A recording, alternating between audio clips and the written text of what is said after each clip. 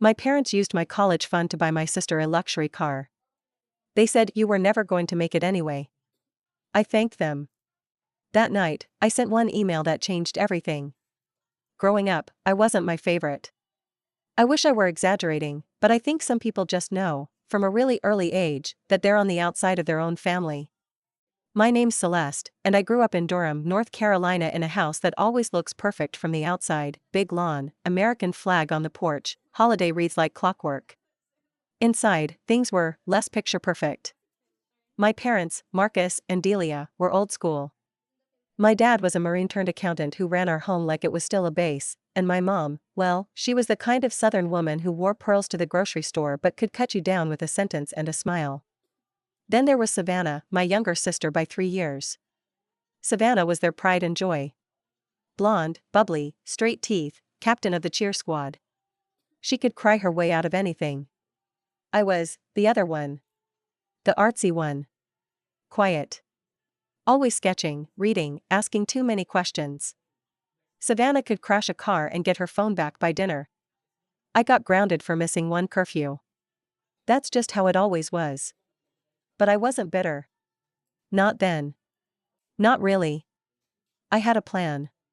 While my parents were busy shining Savannah's tiara, I poured myself into school, working 2 part-time jobs, cashier at a craft store and waiting tables at a diner, and building a portfolio. My dream was to get into RISD, Rhode Island School of Design. I knew it was a long shot, but it was mine.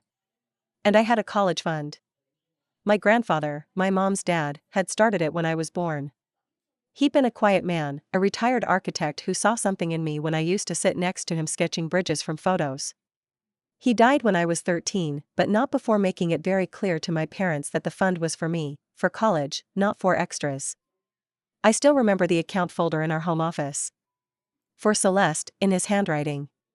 So when I got into RISD, I thought, I made it. I did it. All those years of being second best, all those nights walking home from work in the rain while Savannah took the family car to parties, I thought it would finally mean something. I decided to make it a surprise. I came home with a small cake and a little homemade card. I even cooked dinner, which nobody really noticed because they were arguing about Savannah's internship downtown. Apparently she had just gotten a position at some marketing firm, unpaid, but she was finding herself, as my mom said. After dinner, I said, I have news. My dad barely looked up from his glass of bourbon. What is it, Celeste? I handed them my acceptance letter, Riz's gold seal on top, and waited. Savannah leaned over, eyes wide. Wait, what? RISD? My mom blinked. Is that in Rhode Island? Yes, I said, heart thudding. It's one of the best art schools in the country. And I got in. Full admission. My dad exhaled. What are you planning to study? Drawing? Fine arts, I said. Illustration, maybe design. Then came the sentence that I will never forget. Well, we can't pay for that. I looked at them, confused. The college fund, my mom cut in. That money's gone, honey. I remember blinking. What? It went to Savannah's car, she said, like she was discussing the weather. My eyes darted to Savannah. What car? The Lexus, she said, like it was obvious. I needed something reliable for work. I stared at them in disbelief. That fund was for me. My dad scoffed. Let's be honest, Celeste.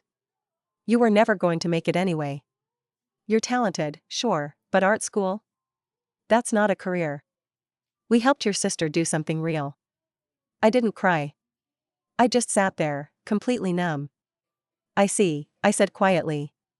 I got up, washed the dishes. Thanked them for dinner. Went upstairs to my room. Locked the door. I lay in bed for hours, staring at the ceiling. At 1:46 a.m., I remembered something. Ms. Reyes, my high school art teacher.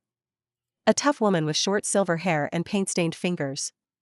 She'd once pulled me aside after class and said, if you ever need help, if you ever want someone to look at your work seriously, email me. I know people. I thought she was just being nice. I never followed up. But that night, something made me get up, open my laptop, and draft the longest email of my life. I poured my heart out.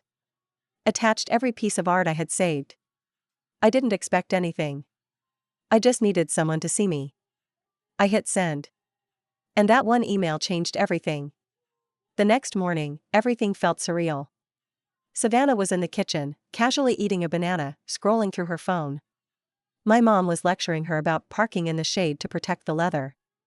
My dad was already gone, likely at the golf course with his buddies, talking about discipline and honor, while having no idea how much damage he'd done. They acted like the night before had never happened. I packed my bag, said nothing, and left for work. I took the bus across town to the diner, pulling my apron tight like armor. That shift dragged on. I dropped trays. Mixed up orders. My manager, Carla, kept giving me side eyes, but she didn't say anything. I guess something in my face warned her not to. Around 4 p.m., my phone buzzed in my apron. One new email, subject, "Your work is special." My knees literally went weak. I ducked into the staff bathroom and opened it. It was from Ms. Reyes. She said she'd forwarded my work to an old contact of hers, Nathan Voss, who curated youth-focused exhibits in Boston and New York. He'd seen potential in my pieces. Said one of them captured a kind of aching quiet, whatever that meant. He wanted to talk. Soon.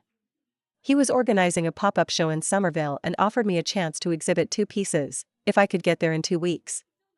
2 weeks. I stared at that screen so long my phone dimmed. I didn't have a car. Or money. My savings had been $480 last week. Now it was $129 after groceries, phone bills, and the last $10 I spent on that stupid cake. But I had to go. I messaged Ms. Reyes, who replied almost instantly. Take the leap. Just get there. That night, I went home and quietly gathered my things. I packed my sketchbooks, art tools, and a few outfits. I pawed through drawers for anything worth anything. My late granddad's silver pen. The old iPod my ex gave me. I listed everything on Facebook Marketplace, Craigslist, and Etsy. I didn't tell my parents. Instead, I Googled how to travel from Durham to Boston on a budget. Answer: a 23-hour Greyhound ride. Cost: $112. I bought the ticket. 2 days later, I was gone. The Greyhound was hell. If you've ever ridden one, you know. The smell of decades-old fabric, weird engine rattles, people talking to themselves, someone always eating something suspicious out of a bag. I sat with my backpack tucked against my chest and tried to sleep, but I mostly stared out the window. North Carolina slipped away. Then Virginia. Then bits of Maryland. And finally, Massachusetts. When I arrived at Boston's South Station, it was raining. I had nowhere to go. A week earlier, in desperation, I had posted in a travel thread asking if anyone knew of cheap hostels or couches in Boston. A woman named Rhea messaged me. She was a photography student at MassArt, and said I could crash on her floor if I didn't mind cats and her slightly terrifying roommate. I said yes. She met me at the station, tall and wiry with mismatched socks and a camera slung across her chest. You Celeste? I nodded, dripping from the rain. She took one look at me and said, "Damn, you really did it." We took the T back to her place in Alston, bare bones, creaky stairs, walls covered in vintage record sleeves. Her cat, Boba, hissed once and then claimed my duffel as her throne. I collapsed on a futon mattress that night and slept harder than I ever had in my life. The next few days were a blur. I prepped my art pieces, carefully reworking 2 of them for display. One was a charcoal self-portrait I'd drawn after my grandmother's funeral. The other was an abstract piece I did during a panic attack, just splashes of deep reds and rough graphite over a newspaper. I didn't think either was gallery-worthy, but it was all I had. Nathan met me the night before the show at the converted warehouse space. He was late 30s, bearded, looked like he belonged at a Brooklyn poetry reading. "You're the North Carolina girl," he said. "I guess I am," I replied, trying not to fidget.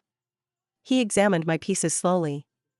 "There's something about these, they don't try too hard. They just are. That's rare." He paused. "You're gonna do well. I feel it." That night, Rhea and I stayed up hanging lights and helping other artists mount their canvases. It felt like a dream I wasn't supposed to be part of, like I'd stolen a ticket backstage at someone else's concert. The next day, the show opened. People came. Not hundreds, but dozens. They walked through the space slowly, murmuring, sipping cheap wine. I stood in the corner, sweat pooling at my back, clutching a cracked phone in case I had to flee from embarrassment. But then someone stopped at my abstract piece. They didn't move for 5 whole minutes. Another person joined them. And then another. Nathan came over. "You've got eyes on you, Celeste." One of the attendees, a woman with a short bob and a soft wool coat, asked if the piece was for sale. I froze. I don't know. She pulled out a card. "I'm with Meridian Design Collective.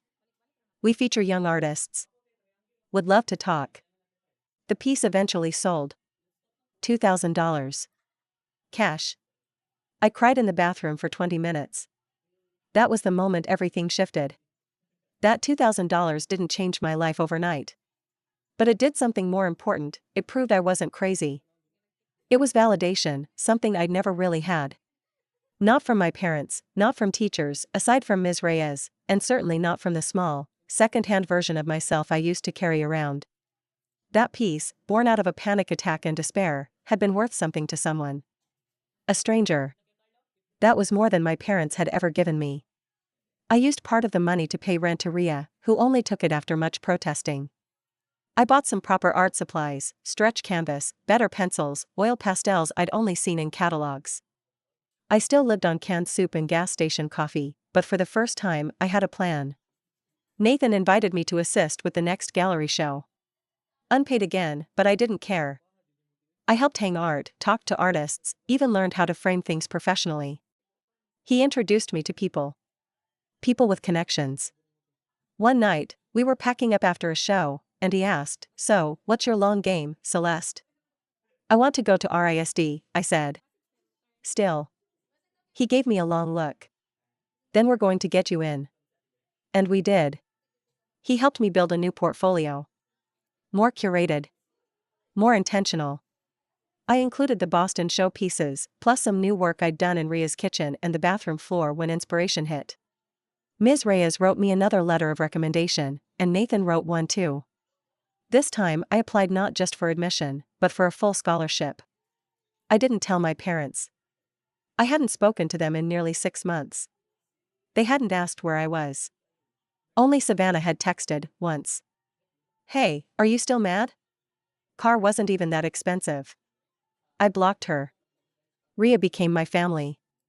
She taught me how to shoot on film. I taught her how to use charcoal properly. We stayed up until 3 a.m. watching movies and pausing them to discuss lighting. We argued about Rothko and cried during documentaries about women artists who died unknown. We were 2 girls in a freezing apartment with thin walls and big dreams, and it was enough. Then came the acceptance letter. RISD. Full scholarship.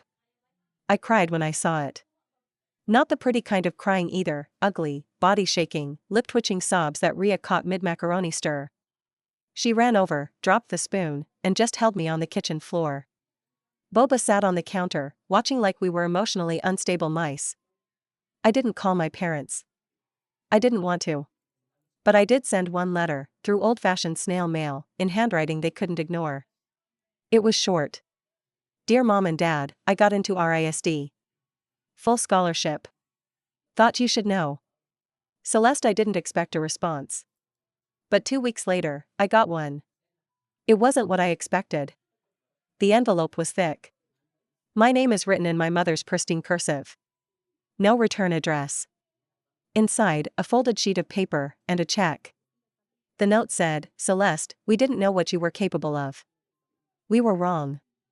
Use this however you see fit. Love, Mom." The check was for $5,000. It didn't erase what they'd done. It didn't return my childhood or give me back the nights I cried into a pillow while Savannah got to drive my future around town. But it shook me. I didn't deposit it. I let it sit in the fridge under a magnet for 3 weeks. Ria and I would stare at it in silence, like it was radioactive. "Are you going to cash it?" she asked one night. "I don't know," I said. "It feels like buying guilt. It also feels like groceries. And heat. And maybe a better mattress," she said. In the end, I cashed it. Not because I forgave them, but because I'd already earned it 100 times over. It bought me a used MacBook for design classes, 3 canvases, and yes, a slightly better mattress. One where my ribs didn't feel the floor through the springs. I started at RISD that fall. Walking onto campus felt like stepping into another life. Everyone there had something in their hands: paint-smeared portfolios, sculpture sketches, laptops filled with 3D modeling programs. No one looked at me like I didn't belong. Because I did. My professors pushed me hard. The competition was brutal. But I didn't mind. Every critique, every sleepless night, every discarded sketch, it all felt like penance. Like I was finally claiming something I was supposed to have long ago. Savannah posted on Instagram about her vacation in Miami and her boyfriend, who was, like, totally different from the last one. Her Lexus? Totaled a few months later. DUI. Her license was suspended for 6 months, but my parents never told me. I heard through a cousin. They still didn't reach out. I started getting offers to feature in student showcases. A professor recommended me for a mentorship program with a well-known illustrator in New York. I accepted. Rhea took photos of me the day I left, crying into my scarf, pretending she wouldn't visit in a month. I still lived like a broke student. Still worked on the weekends, still saved every receipt. But I was moving. Slowly, surely, towards something that was mine. Time passed. By the time I was 24, I'd been featured in 2 exhibitions in New York, completed my mentorship, and even had one of my digital pieces picked up by a design agency in Chicago for a tech campaign. They paid me more than my parents had probably ever made in a single month. I kept most of it quiet. I still lived in a small, studio apartment, the same busted tote bag, and sketchbooks filled faster than I could afford to replace them. But I didn't care. My name was beginning to mean something in design circles. Professors started inviting me to speak to underclassmen. A student once emailed me a paragraph-long message thanking me for inspiring them to apply to art school. It broke me for a second. Then rebuilt me. And then came the call. It was a number I didn't recognize, but something made me answer. Celeste, my mom's voice. Fragile. Hesitant. I didn't speak. I know we haven't spoken much. But we were wondering if you might come home. For Thanksgiving. I paused. Not because I didn't have something to say, but because I had everything to say and wasn't sure where to start. Why? Well, she fumbled, we've seen some of your work online. The ad campaign. The RISD mention. It's wonderful. Really. And your father and we'd love to have you visit. It would mean a lot. I said I'd think about it. Then hung up. Rhea was across the room, filming product shots for a friend's Etsy store. Was that them? She asked. I nodded. They want me to come home. For what? A guilt casserole? We laughed, but it stuck with me. A strange feeling. Not anger anymore, but something harder to define, curiosity, maybe. The kind of curiosity you have when you want to see if an old scar still hurts. So I said yes.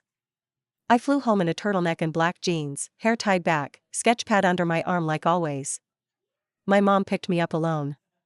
The car was different, cheaper, used. She had lines under her eyes I didn't remember. But her voice was still sweet. Carefully sweet.